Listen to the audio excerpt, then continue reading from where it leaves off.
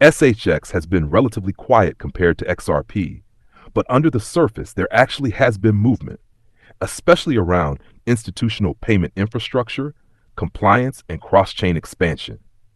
The biggest thing happening with Stronghold right now is that they are continuing to position themselves as a regulated payment rail sitting between traditional finance and blockchain systems. Stronghold's core focus is still ACH payments, merchant financing, settlement infrastructure, tokenized payment systems, and compliant blockchain finance.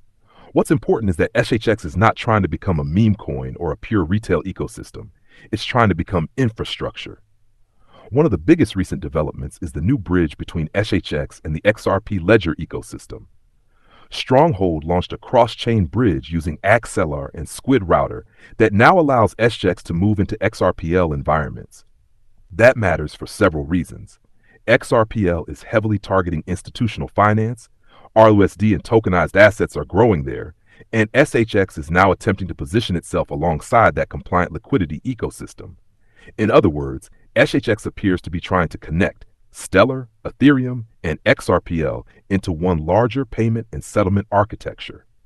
That is actually a fairly significant strategic move. Stronghold also continues leaning hard into compliance and banking compatibility, ISO 20022 messaging compatibility, Nacha payment network relationships, SOC 2 certifications, ACH infrastructure, merchant payment systems. That tells you the direction they're aiming. They want institutional legitimacy, not just crypto speculation. Another major recent development was the institutional partnership with Uphold.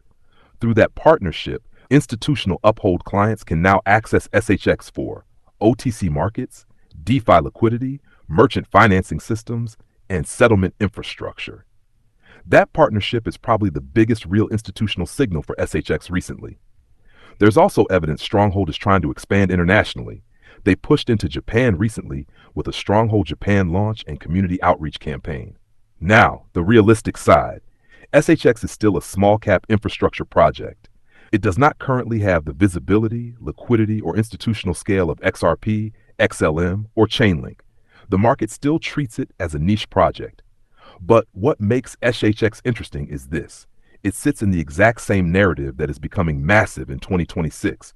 Tokenized assets, regulated blockchain finance, stablecoin settlements, institutional liquidity, cross-chain finance, payment infrastructure. And unlike many crypto projects, Stronghold has always focused on real payment rails and compliance rather than hype. The near future direction appears to be deeper XRPL integration, more cross-chain interoperability, more merchant and settlement tools, ecosystem developer grants, and stronger institutional accessibility.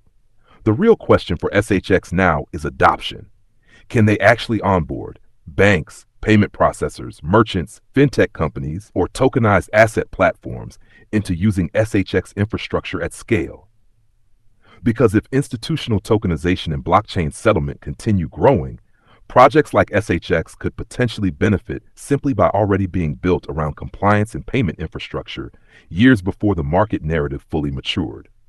Right now, SHX feels less like a retail crypto play and more like an early-stage financial infrastructure bet, sitting